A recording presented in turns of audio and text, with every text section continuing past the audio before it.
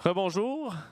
Rebonjour à tous. Je vous laisse vous installer pour cette dernière partie de la journée. Merci d'être là. On termine cette dernière conférence de la première journée du Sécure avec Gabriel Tessier, chef d'équipe M365 chez Fortica Sécurité, qui vous présentera la conférence Gérer la menace interne avec M365. Bonne conférence et tout de suite après ceci.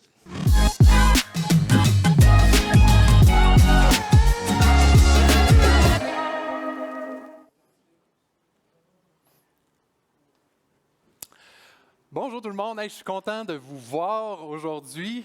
Je dis de vous voir parce que ça fait au-dessus de 2 ans que je n'ai pas fait de conférence en présentiel, donc ça fait du bien de voir des visages, de voir des personnes. Et pour l'occasion, je me suis dit que j'allais faire ça en grand. Je me suis dit, c'est le printemps, il fait beau, je vais mettre ma chemise d'ananas, ça va faire du bien. Et donc, vous m'excuserez pour ma tenue qui n'est pas tout à fait décorum aujourd'hui, mais en fait, je me rends compte que je n'ai pas demandé l'approbation de mon département marketing. J'ai ma collègue Annick qui est ici. Tu penses que c'est correct, Annick? Tu penses que oui? OK. Merci. Avec ma moustache et mes lunettes en plus, quand j'ai dit à mon frère que je venais faire une conférence aujourd'hui, il a dit « Les gens vont peut-être penser que tu viens enseigner la physique quantique. » Fait que je vous rassure que ce n'est pas mon intention cachée aujourd'hui. Alors aujourd'hui, on va parler de gérer la menace interne avec Microsoft 365. Et oui, en effet, pour vous mettre en contexte, qui suis-je? Je suis expert en sécurité Microsoft 365, certifié MS500 pour ceux qui connaissent la certification. Je suis chef d'équipe M365 pour Fortica Cybersécurité. Ça fait 5 ans que je travaille en cybersécurité. Et j'ai eu la grande majorité de mes mandats, ça a été dû à Microsoft 365, dans des contextes de migration ou d'audit, de rehaussement de niveau de sécurité pour Microsoft 365 à l'échelle internationale. Aussi de l'accompagnement d'équipes de sécurité opérationnelle pour la prise en charge des services Microsoft 365. Pour le fun, dans les gens ici, à main levée, qui est dans une organisation qui a fait le saut vers Microsoft 365, juste pour me donner une idée, là? OK, bien c'est ça. La grande majorité des gens ici ont fait le saut vers Microsoft 365. Et donc, aujourd'hui, je vous pose la question, pourquoi cette présentation? Bien, d'abord, on parle de gérer la menace interne. Gérer la quoi? La menace interne, quand on parle de ça, finalement, c'est de gérer l'humain. On le sait, le maillon faible de la sécurité, c'est quoi? C'est l'être humain. Et puis, quand on parle de menace interne, on peut parler d'employés malveillants, d'employés bienveillants peut-être, mais qui a peut-être une certaine maladresse ou une capacité à prendre des bonnes décisions, potentiellement un peu déficientes parfois, pour faire un euphémisme, si vous voulez. Ou un individu qui est externe et qui s'est potentiellement infiltré dans l'organisation, donc un cyber-attaquant de quelque sorte. Ça ici, c'est nos menaces. Et là,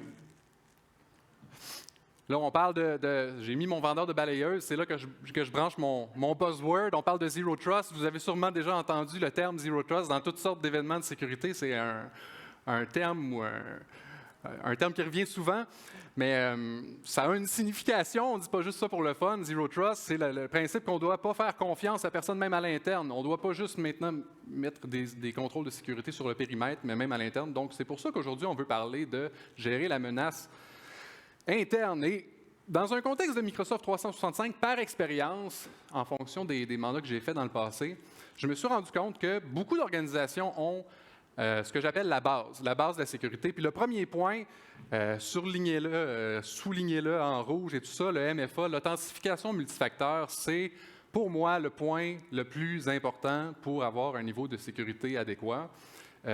Parce que beaucoup des attaques dans un contexte de cloud, Microsoft 365, ce sont des attaques qui sont faites au niveau des mots de passe des utilisateurs. Parce que maintenant, tout est accessible par défaut depuis Internet. Donc, qu'est-ce qui arrive? Bien, les attaquants le savent, puis ils vont s'attaquer at large aux différents comptes de vos utilisateurs en essayant des mots de passe très simples, puis plutôt que d'essayer, puis creuser un même compte à long terme, puis essayer de rentrer dans ce compte-là, de compromettre ce compte-là qui pourrait avoir un mot de passe complexe, bien, on va essayer toutes sortes de mots de passe simples sur tous les comptes, puis C'est des robots souvent qui vont faire ça. Mais bref, le MFA vient carrément contrer ce type d'attaque-là qui est très, très fréquente dans un contexte de cloud Microsoft 365. Point très important, accès conditionnel dans Azure, c'est un autre point de base qui vient tout gérer le contexte d'authentification des utilisateurs, qu'on permet de décider dans quel contexte les utilisateurs peuvent ou non se connecter dans notre environnement. Configuration des services de collaboration, je parle ici de Teams, OneDrive, SharePoint, en gros, bloquer, empêcher les utilisateurs de partager des documents à n'importe qui à l'externe, ce genre de choses-là. Configuration d'Exchange Online Protection, on parle ici d'anti-hameçonnage, anti-programme malveillant, anti-spam et tout ça. Et finalement, MDM et MAM, ce que j'entends par là, pour ceux qui ne savent pas, c'est quoi? C'est la gestion des appareils mobiles, que ce soit la prise en charge des appareils mobiles en tant que tels, les configurations qui sont dessus, ou le MAM, c'est plus l'aspect de mettre une couche de protection sur les applications de nos appareils mobiles, avec notamment Microsoft Endpoint Manager, ou ça c'est son nouveau nom, peut-être que vous connaissez mieux ça sous le nom de Intune. Donc c'est ce que j'appelle la base de la sécurité Microsoft 365. Et là, peut-être que vous regardez ça et que vous avez ce genre de réaction-là. Si vous n'avez pas ça, c'est pas de ça qu'on va traiter aujourd'hui. Je vais aller une coche plus loin aujourd'hui. Le but de la conférence, c'est de considérer plutôt des services qui restent peu connus. Parce qu'à travers, encore une fois, mon expérience, ça ici, c'est l'architecture de référence de cybersécurité de Microsoft. C'est merveilleux, c'est très pratique, il y a toute l'information. Je ne sais pas comment ils ont fait pour rentrer ça là-dedans, honnêtement. Ils ont dû mettre beaucoup d'heures pour être capable de faire ça. Mais on a ici l'ensemble des mesures de sécurité recommandées par Microsoft dans une architecture. On ne parle pas juste de Microsoft 365 ici, ça va jusque dans l'aspect on-premise et puis Azure et tout ça, tout le tralala, on a ça là-dedans. Puis quand on regarde ça, en tant qu'organisation, une fois qu'on a fait la base que j'ai mentionnée, on peut facilement tomber dans un mode de qu'est-ce que je devrais faire? Est-ce que ce rectangle-là, c'est une perte de temps ou ça vaut vraiment la peine de creuser ça puis d'aller plus loin là-dedans? Ça peut devenir mêlant. Et il y a beaucoup d'organisations qui paient pour des services avec leur licence Microsoft 365 et ne tirent pas profit de plusieurs services de sécurité qui sont offerts. Parce qu'ils ne connaissent pas ces services-là ou parce que ça semble complexe de les mettre en place ou pour ce que je viens de dire, qu'on ne sait pas qu'est-ce que ça va donner en tant que tel. Oui, il y a aussi le fait que ça change de nom souvent. Puis il y a aussi un aspect que je vous dis tout de suite, que je ne rentrerai pas dans les détails là-dedans, c'est l'aspect des licences Microsoft. Des fois, on peut être un peu mêlé à savoir, j'ai-tu les licences pour ça? Je ne suis pas un expert et je ne m'autoproclame pas un expert de licences Microsoft. Donc, en tout cas, je pourrais peut-être essayer de vous aider si vous avez des questions là-dessus après, mais je vous le dis d'avance, les licences aussi changent souvent et ça devient mêlant. Mais bref. S'il y a des services dans le courant de la présentation qui vous intéressent en particulier, on pourrait essayer de regarder si vous avez les licences ou non à la fin.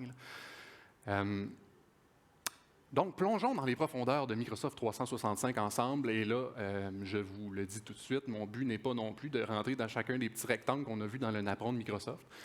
J'ai ramassé dans ce napperon-là les différents services de sécurité qui, encore une fois, par expérience, je considère comme étant particulièrement méconnus. Les gens ne savent souvent pas que ça existe ou le savent, mais ne savent pas trop comment le mettre en place et que ça a l'air très complexe à faire. Donc, c'est ce qu'on va considérer aujourd'hui, toujours dans le contexte de gérer la menace interne. Donc, le premier point, la première section de contrôle de sécurité que j'ai été ramassée, on parle de mesures préventives. Parce qu'évidemment, comme je l'ai dit, on essaie de gérer l'humain, la menace interne, et on connaît le dicton « mieux vaut prévenir que guérir ». Mais comment pouvons-nous faire ça dans un contexte de Microsoft 365? Là, pour faire mon gars de télémarketing, nous avons une solution. Solution d'intérêt. Et ça, c'est les solutions que je vais creuser avec vous pour l'aspect prévention, Microsoft Information Protection, ou un autre nom de la même famille de ces services-là, c'est Azure Information Protection. Microsoft Defender for Cloud Apps, qui s'appelait autrefois Cloud App Security. Le DLP, PIM, Information Barrier Simulator d'attaque. On va regarder ça ensemble aujourd'hui. Donc, premièrement, protégé au niveau de la donnée en tant que telle, au premier niveau avec Information Protection. Microsoft Information Protection, c'est un outil que je vous dirais que quand j'arrive dans un contexte de clientèle, c'est souvent une des premières choses que les gens vont me demander. On veut mettre en place Microsoft Information Protection pour mettre un niveau de protection directement sur les documents à la base. Et bon, là, souvent, je les ramène aux éléments de base que je vous ai mentionnés tantôt, puis on se rend compte que le MFA n'est pas en place, etc. Puis on va rentrer dans ces contrôles-là plutôt que Information Protection pour commencer. Mais qu'est-ce que ça fait? C'est que d'abord, on parle d'étiquetage, de classification des données. On va utiliser des étiquettes qu'on va se définir dans Microsoft 365 pour aller être capable d'identifier, dans le fond, les différents documents dans notre environnement, de quelle nature les données sont dans ces documents-là. C'est-tu des données de nature confidentielle, de nature secret d'État, etc. C'est nous qui pouvons se définir nos propres étiquettes. Puis en fonction des étiquettes, la deuxième étape, c'est l'aspect de protection. Donc, on peut aller déterminer, OK, maintenant, mes documents qui ont une étiquette X ou Y, bien, il va y avoir tel comportement dans mon environnement. Donc, pour vous donner un exemple très concret, puis évidemment, ça, c'est une mesure qui est complexe à faire parce que souvent, les gens ne savent même pas c'est quoi les données qu'ils ont, puis c'est quoi les natures des données qu'ils ont dans leur environnement. Mais quelque chose, par contre, que je vous conseille de faire et que je conseille à mes clients de faire en général, puis qui est une première étape très simple, c'est d'aller mettre en place une étiquette qui vient automatiquement dire que les documents qui sont créés dans l'environnement de votre organisation appartiennent à l'organisation. Donc, quand quelqu'un va créer un document Word, par exemple, bien, il va y avoir une étiquette qui est mise sur le document, puis ça dit, bien, le document appartient à l'organisation X. Puis si quelqu'un à l'extérieur de l'organisation essaie d'accéder au document, bien, concrètement, qu'est-ce qui se passe? Comme on le voit dans le troisième petit rond ici, c'est que le document il est chiffré. Et s'il y a quelqu'un qui n'a pas une identité de votre organisation qui tente d'accéder à ce document-là, ça ne fonctionnera pas. Le document ne déchiffrera pas. Donc, c'est pour ça qu'on parle de contrôle d'accès dans la quatrième bulle. Et bon, éventuellement, on peut même jusqu'à aller faire de la surveillance du traçage au niveau des documents. Où est-ce que mon document s'est promené et tout ça. Mais je vous dirais que la première bonne étape à faire avec ça, c'est vraiment d'aller mettre en place cette étiquette-là qui se met automatiquement pour dire « ça, c'est des documents de mon entreprise ». Puis évidemment, si jamais un utilisateur a besoin de partager un document avec quelqu'un de l'externe, il y a moyen de retirer l'étiquette. On peut demander une justification, par exemple, ce genre de choses-là, pour que l'étiquette soit retirée. Puis il y a toutes sortes de mécanismes qui viennent avec ça. Ça peut même aller jusqu'à en local. Il y a un scanner qui existe avec Information Protection pour aller scanner les serveurs de fichiers. Puis là, on peut aller mettre des règles pour déterminer comment est-ce qu'il va aller étiqueter des documents comme ça. C'est pour ça que ça peut être un assez grand projet, relativement complexe, on s'entend. Mais il y a quand même des bonnes premières étapes qu'on peut faire là-dessus. Pour vous donner une idée de ça ressemble à quoi d'un point de vue utilisateur, bien, le premier rectangle en haut, c'est dans un document Word. On a une petite bandelette qui apparaît pour dire que, bon, dans cet exemple-là, il n'y a pas d'étiquette qui a été mise sur le document, puis on a les différentes options qui ont été définies. Encore une fois, c'est vous qui pouvez déterminer quelles sont les étiquettes qui apparaissent là. Et on a le même exemple en dessous pour un courriel. Donc, un certain aspect de sensibilisation aussi des utilisateurs, du fait que, bon, l'utilisateur, quand il voit ça, il va se poser la question, bien, c'est quoi la nature des données que je vais mettre dans ce document-là ou dans ce courriel-là? Deuxièmement, gérer le cloud avec Defender for Cloud Apps ou Cloud App Security, comme je l'ai mentionné tout à l'heure. Ça, c'est, dans le fond, c'est le CASB de Microsoft. Un CASB, c'est quoi? Pour ceux qui ne le savent pas, c'est une solution qui vise à venir centraliser la gestion de la sécurité des différents services cloud. Parce qu'en tant qu'organisation, bon, vous utilisez peut-être les services cloud de Google, les services cloud de Microsoft, d'Amazon, peu importe. Puis un CASB, ce que ça vient faire, c'est que ça vous permet d'aller brancher différents services dans le CASB pour être capable d'avoir une vue sur ces différents services-là et un certain contrôle. Donc, d'un point de vue préventif, au niveau de Defender for Cloud Apps avec Microsoft, on a un aspect DLP qui veut dire Data Leak Prevention. Donc, pour vous donner un exemple concret, on pourrait mettre en place une règle, par exemple, qui fait en sorte qu'un utilisateur qui crée un document dans votre environnement Microsoft 365 n'est pas en mesure de l'envoyer dans Google Drive, par exemple. Contrôle de session, ce que j'entends par là, c'est que on peut aller carrément dire que lorsqu'un utilisateur se connecte au service de Microsoft 365 dans SharePoint ou OneDrive ou peu importe, à partir d'un navigateur web, bien, toute sa session est gérée par Defender for Cloud Apps et on peut aller mettre en place des contrôles qui pourraient être jusqu'à je ne veux pas que l'utilisateur utilise tel ou tel navigateur web ou je veux empêcher les copier-coller à partir d'un navigateur web dans peu importe le service de Microsoft 365 vers le poste. Donc, il y a un aspect contrôle de session ici. Puis finalement, il y a l'aspect Shadow IT qui est de restreindre l'accès à des services cloud non sanctionnés. Donc, Defender for Cloud Apps s'intègre avec un autre service qu'on ne va pas considérer aujourd'hui qui s'appelle Defender for Endpoint ou pour point de terminaison.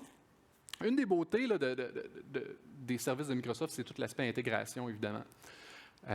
Defender for Endpoint, globalement, ce que ça fait, c'est que ça vous permet d'aller prendre en charge les différents appareils de votre environnement avec le SaaS. Donc, il n'y a pas d'agent de déployer, puis peu importe le réseau, les appareils de votre organisation vont se rapporter au service, puis vous allez être capable, en l'intégrant avec Defender for Cloud Apps, de voir sur quel service cloud mes utilisateurs vont avec leur appareil de l'organisation. Et à ce moment-là, d'un point de vue préventif, on peut même jusqu'à aller bloquer tout ce qui n'est pas sanctionné par l'organisation. Donc, ça vient vraiment aider tout l'aspect Shadow IT. Ça ressemble à quoi? Ça ressemble à ça ici, l'interface. On a un score qui est défini par Microsoft pour les différents services qui ont été détectés. Vous voyez l'onglet Discovered Apps, c'est ce qui a été découvert. On a une idée du volume de données qui a circulé, à quel point les utilisateurs ont utilisé ce service-là. Puis à droite, carrément, on a les actions, les petits crochets verts pour dire que oui, c'est sanctionné par l'organisation, puis le rouge pour dire non, on veut bloquer ça. Troisièmement, bloquer certaines fuites de données avec le DLP. C'est quoi ma petite image? C'est une fuite de données. Ça, c'était ma joke de papa de la présentation. C'est pas drôle. J'ai fait à souper l'autre jour, puis ma fille est arrivée à la table, puis elle m'a regardé, puis elle m'a dit « Papa, ça a de l'air bon, mais ça l'est-tu vraiment? » Je suis rendu là. Je ne sais pas si tout le monde l'a pogné. J'ai choisi mes mots ici, bloquer certaines fuites de données avec DLP. Pourquoi j'ai mis certaines fuites de données? Parce que, encore une fois, par expérience, ce que j'ai constaté dans un contexte client, c'est que souvent, les gens vont avoir une mauvaise perception des solutions de DLP, puis vont être portés à croire que ça va être la solution miracle qui va tout bloquer. Et je vous confirme, après des heures de test, que c'est très simple à contourner. Okay? C'est vraiment pas une solution miracle. Donc, je viens vraiment le nuancer dans le nom de ma catégorie. On vient bloquer certaines fuites de données de peut-être quelqu'un qui, par inadvertance, aurait mis une liste de NAS dans un courriel qui a envoyé vers l'externe. OK, on pourra peut-être l'attraper. Mais si quelqu'un, de façon intentionnelle et malicieuse, souhaite exfiltrer une donnée sensible de l'organisation, ça va pas faire grand-chose, honnêtement. Mais bref, pourquoi est-ce que je le mets dans ma présentation? Bien, il y a quand même certains bénéfices qu'on peut tirer de ça, notamment parce que c'est assez simple à mettre en place du fait qu'il y a des stratégies qui sont préfaites carrément dans l'environnement pour aller détecter des données de nature financière canadienne, par exemple, ou des renseignements personnels canadiens. Donc, on peut simplement aller mettre en place ce genre de stratégie préfaite-là. Et utiliser ça notamment pour faire de la sensibilisation parce qu'on peut aller justement aviser les utilisateurs « Fais attention, j'ai détecté qu'il y a un certain nombre de numéros d'assurance sociale dans ton document ou dans ton courriel. Le savais-tu? » Bon, c'est le genre de choses qu'on peut avoir avec ça. Mais bon, je l'ai mentionné, attention, peu de valeur pour contrer un individu malicieux. Est-ce que ça s'applique seulement pour les services M365 Cloud? Non. Maintenant, puis c'est relativement nouveau, là, le DLP de Microsoft 365 se rend jusque sur les appareils. Donc, on peut même aller jusqu'à dire j'empêche de mettre des données de type renseignement financier canadien sur une clé USB d'un appareil, ou ça va même jusque sur des serveurs de fichiers. Vous voyez ici On-Premises Repositories. Pour vous donner un exemple concret là, de ce que je mentionnais, ici c'est dans Teams. Ça, c'est carrément moi qui ai fait ça. En préparant la présentation, j'ai écrit une série de numéros d'assurance sociale. Évidemment, ce pas des vrais. Là. Prenez pas ça en photo en vous disant « Oh, je vais pouvoir vendre ça ». Mais ce qu'on voit ici, c'est que dans la première occurrence, j'envoyais ça à un compte externe de test. En mettant SIN pour Social Insurance Number, ben, il le détecte, mais du moment où je ne mets pas SIN, il ne le détecte plus. Ça vous donne une idée de la sensibilité de la chose. Puis si je le mets dans 2 messages séparés, il ne le détecte plus non plus. Donc, c'est ça. Puis même à travers les différents types de documents, si je mets la même chose dans un PowerPoint ou dans un Excel, il va avoir des comportements différents. Donc, c'est vraiment, c'est ça. C'est mon petit singe que je remets, là. Faut pas se faire de faux espoirs avec ça. Quatrièmement, octroyer juste assez de privilèges, juste à temps avec Privileged Identity Manager. Ça, c'est un service que j'apprécie particulièrement dans l'environnement Microsoft 365. En fait, ça se retrouve dans le portail Azure et ce que ça permet, c'est d'aller activer les accès à privilèges seulement lorsque nécessaire. Typiquement, c'est quelque chose qu'on va vouloir mettre en place pour les gens qui ont des accès d'administrateur général, qui sont Dieu le Père dans l'environnement. Et dans le fond, on va vouloir faire en sorte que ces utilisateurs-là doivent utiliser, par exemple, leur MFA pour aller activer leurs accès seulement lorsqu'ils ont besoin de ces accès-là. Donc, on peut aller définir, il y a toutes sortes de paramètres qu'on peut aller mettre là-dedans. On peut dire que les accès ne sont activables que pendant 2-3 heures maximum, par exemple. On peut aller dire l'utilisateur a besoin de se justifier pour aller activer ses accès, ce genre de choses. Donc, encore une fois, beaucoup d'options. Mais c'est simple à mettre en place. Souvent, les gens comprennent très rapidement pourquoi c'est là, puis ça vient faire en sorte qu'on a une bonne couche de sécurité de plus, particulièrement pour des comptes qui sont très sensibles, comme des Global Admin dans l'environnement. Cinquièmement, contrôler, je vais aller un peu plus vite parce que je vois le temps qui file, contrôler les flux de communication avec Information Barriers. Ça, c'est un petit peu plus niche, si vous voulez, mais c'est très méconnu. Il y a peu de gens qui savent même que c'est dans l'environnement. Ce que ça fait, c'est qu'on peut aller contrôler les communications des gens à l'interne de l'organisation. Donc, s'il y a potentiellement une situation, par exemple, où il pourrait y avoir un conflit d'intérêts dans un contexte X chez vous, entre 2 groupes de personnes, bien, on peut aller mettre une stratégie Information Barrier pour aller bloquer les communications Teams, Exchange, etc. entre ces 2 groupes de personnes-là. Bon, ça existe. Il y a toutes sortes de... Ça, c'est les paramètres, en gros, qu'on peut utiliser pour aller identifier des groupes. On peut aller jusqu'à des attributs AD des groupes ou peu importe. Sixièmement, sensibiliser et connaître ses utilisateurs avec le simulateur d'attaque. Encore un autre service que j'apprécie particulièrement, que beaucoup d'organisations n'utilisent pas. Et oui, quand on parle de prévention, évidemment, on parle de l'aspect sensibilisation. On a des utilisateurs pour gérer l'aspect humain.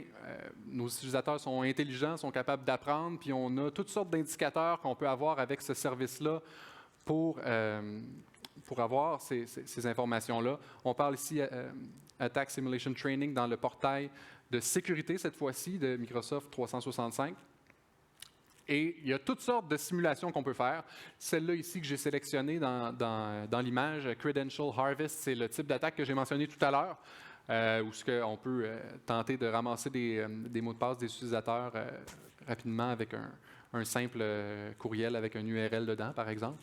Mais il y a différents autres scénarios qu'on peut faire. Et une fois que la simulation a été accomplie, bien, on a un beau dashboard avec différents indicateurs. J'ai mis une petite flèche ici parce que quelque chose qui peut être intéressant à voir, c'est les repeat offenders, les gens qui se sont fait avoir plus qu'une fois pour savoir un peu cibler nos efforts de sensibilisation, si vous voulez. Donc, c'est ça. C'est un service qui existe et que je vois peu de gens utiliser. Maintenant qu'on a vu l'aspect prévention, on peut tomber dans l'aspect de surveillance, parce que nous ne sommes pas en couple avec nos utilisateurs.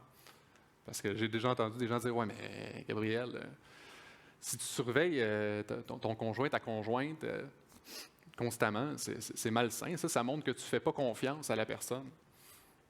Je vous dirais oui, mais c'est quoi Zero Trust en français? Aucune confiance. On n'est pas dans un contexte on ne doit pas faire ce parallèle-là dans un contexte où on parle de sécurité.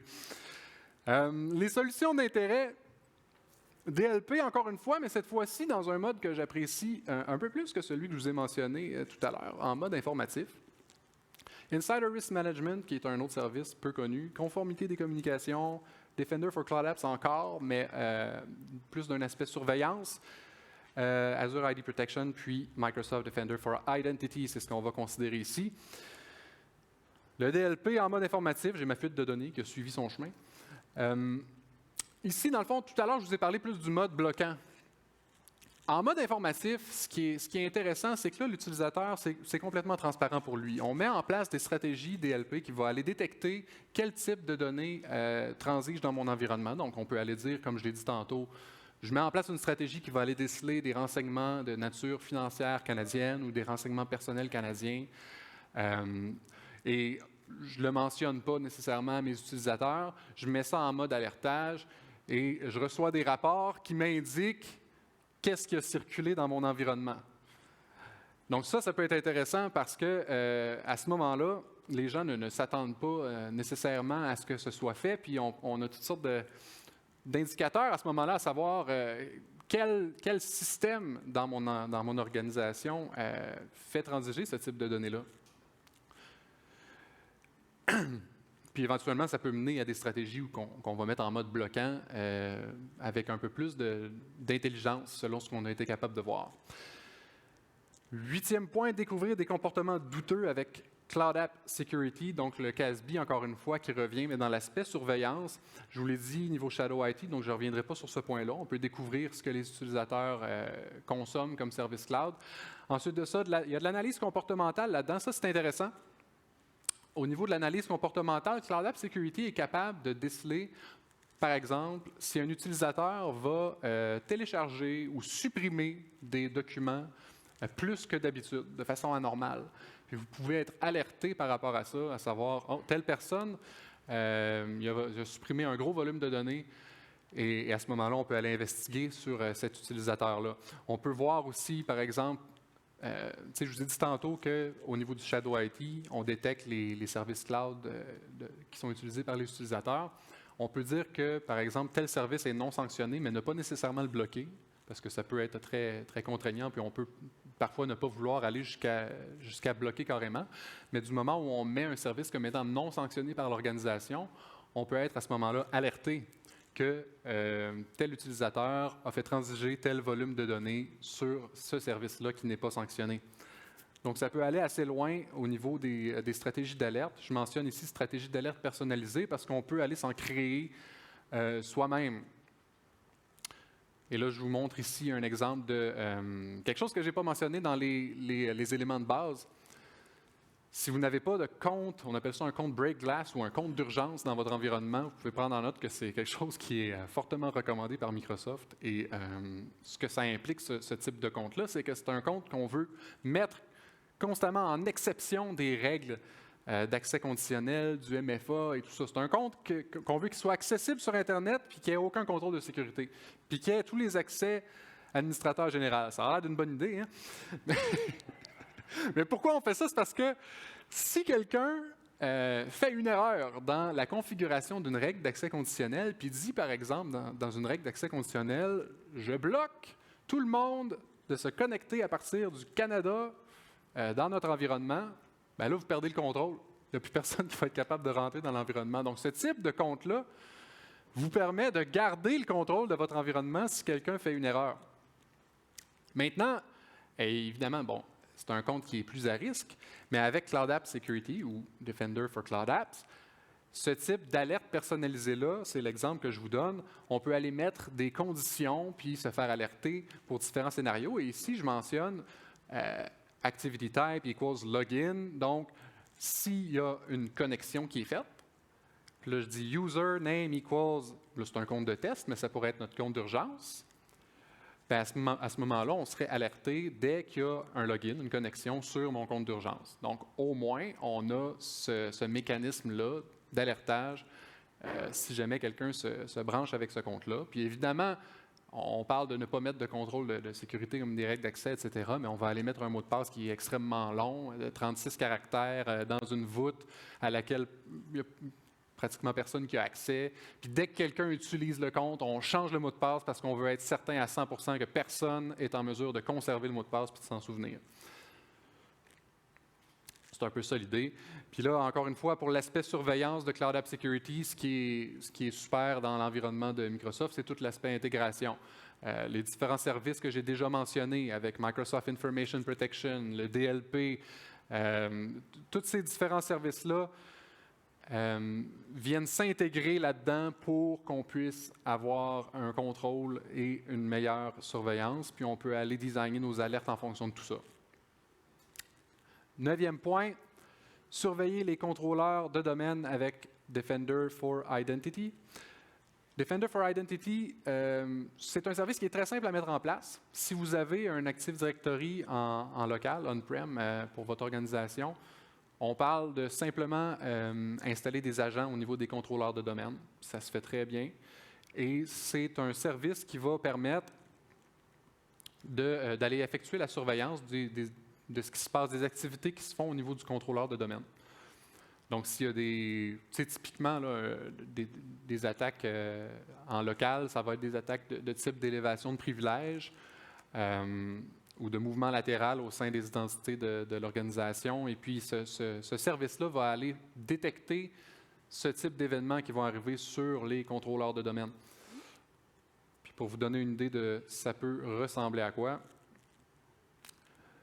on voit ici les activités d'un ciseau, par exemple. On peut voir que Potential Sensitive Lateral Movement, on est capable de voir qu'il y a potentiellement un mouvement latéral. Donc, un mouvement latéral, c'est quand on est capable de... On a compromis une identité en tant qu'attaquant, puis on est capable, après ça, de sauter sur une autre identité qui a à peu près le même niveau de privilège, ce qu'on appelle un mouvement latéral, pour être éventuellement en mesure d'élever nos privilèges. Puis ça nous met même des beaux graphiques comme ça pour nous montrer quel chemin l'attaquant a utilisé pour aller potentiellement compromettre une identité à partir de telle machine, tel groupe, quel accès il y a avec ce compte-là, etc. Donc, je trouve que c'est un service qui est facilement... ils l'ont bien designé pour que ce soit facile à comprendre. Tu sais, des fois, quand on fait de l'investigation en contexte de sécurité opérationnelle, c'est difficile dans l'investigation de comprendre un peu qu'est-ce qui s'est passé. Mais ça, ici, ça vient vraiment nous donner une visibilité simple, facile à consommer pour avoir une bonne idée de qu'est-ce qui s'est passé ou qu'est-ce qui s'est peut-être passé. 10e point, conformité des communications.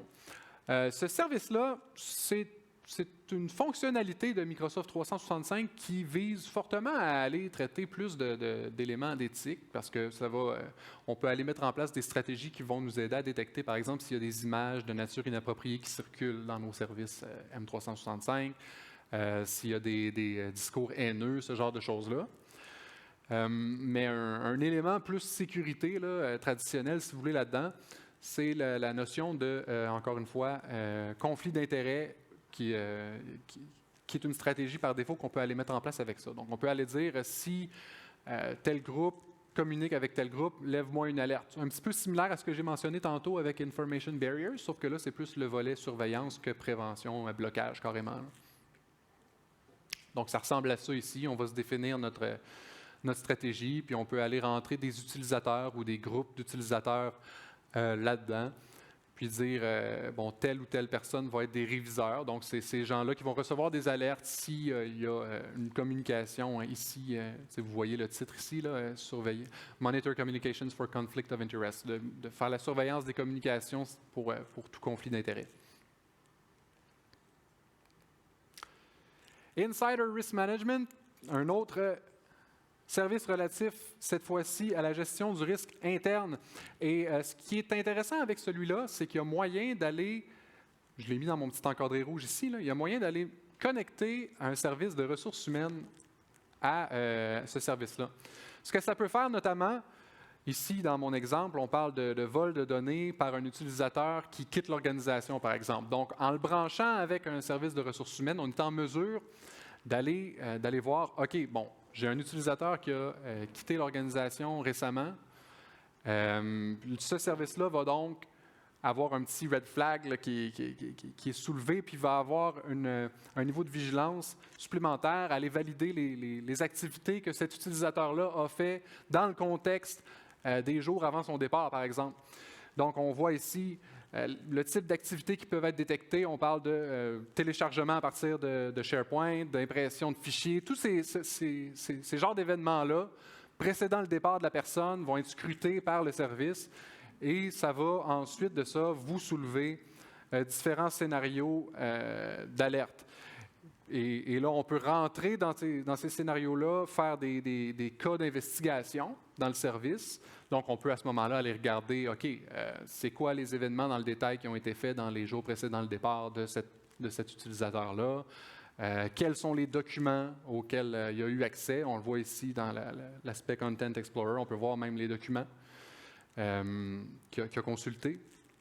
Et éventuellement, ce service-là vous permet d'aller faire une escalade jusqu'au service eDiscovery que vous connaissez peut-être, qui est le service dans Microsoft 365 qui permet de faire de l'enquête.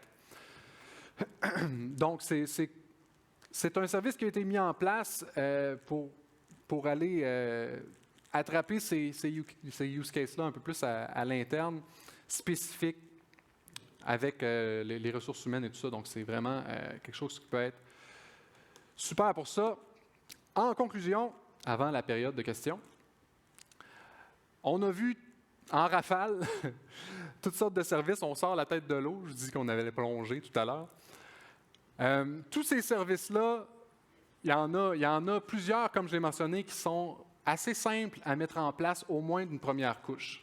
On a parlé de Information Protection, de mettre simplement une étiquette pour les documents internes, de regarder pour aller déployer simplement des agents sur les contrôleurs de domaine avec Identity, Defender for Identity, c'est assez simple aussi. Il y a toutes sortes de choses comme ça que quand on regarde toute la complexité d'aller jusqu'au bout d'un projet pour un certain service, ça peut être, on peut se dire, ben là, on ne va pas aller là-dedans, ça va être trop compliqué, mais de faire une première étape, il y a souvent une valeur qu'on peut aller chercher avec ça. Donc, c'est l'idée de ma présentation aujourd'hui que, avec les licences que vous avez, si vous avez des licences E5, par exemple, il y a toutes sortes de services comme ça auxquels vous avez accès, puis je n'ai pas fait la liste exhaustive. Et vous pouvez aller tirer profit de tous ces services-là pour être capable d'aller mieux gérer la menace interne. Est-ce que vous avez des questions?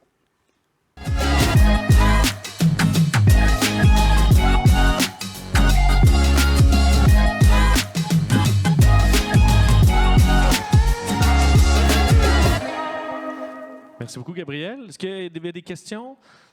Vous avancez, s'il y en a, c'était tellement clair, ta présentation. Est-ce qu'on comprend que presque tout le monde utilise ça maintenant? Les entreprises qui ont besoin d'aide là-dedans, est-ce qu'ils doivent aller te voir ou est-ce qu'ils ont... Est-ce que Microsoft offre du support aussi? Est-ce que c'est facile d'en apprendre plus quand on trouve que c'est une grosse machine dure à maîtriser? Bien, en fait, oui, évidemment, vous pouvez aller voir des entreprises comme la nôtre. On est partenaire avec Microsoft pour aller justement déployer ce genre de solution-là dans un contexte. On a fait toutes sortes de contextes, que ce soit des organisations gouvernementales ou privées. Donc, oui, puis Microsoft, au niveau du support, c'est sûr que quand on n'a pas un premier contact avec eux, c'est moins évident, mais au niveau des ventes, ils sont capables d'aller fournir de l'information, c'est évident là-dessus aussi, oui. Gabriel Tessier, merci. On peut l'applaudir encore. Merci beaucoup. Complète cette journée. Et là, on approche du cocktail quand même. Je tiens à vous remercier d'avoir participé à cette première journée en mon nom, au nom de Nicolas, Loïc Fortin, Vincent Bergeron, Maria Fortin, aussi toute l'équipe du Sécure.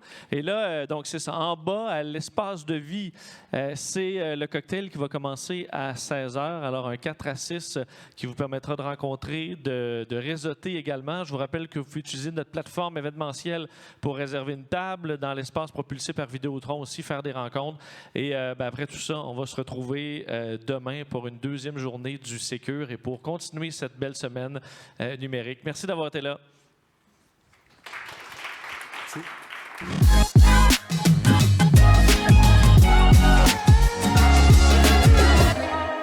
Bonjour, mon nom est Vincent Fortin, je suis directeur de compte chez Splunk, fier partenaire du